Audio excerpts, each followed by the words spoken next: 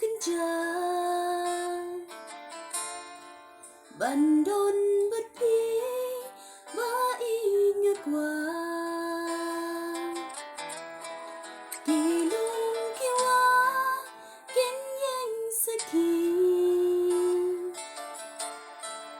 và ý nghĩa ý chỉ cha ý phí tu an và ý